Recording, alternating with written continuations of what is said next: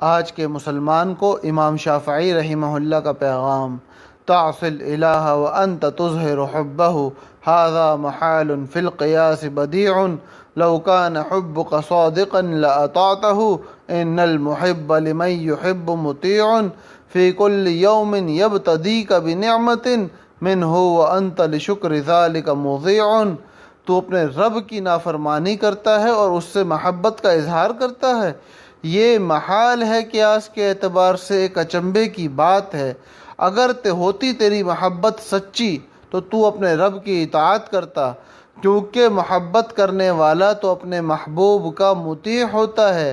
وہ تو ہر روز تجھ پر ایک نعمت سے تیرے دن کی ابتدا کرتا ہے اور تو اس کی ناشکری کر کے اس نعمت کو ضائع کر دیتا ہے۔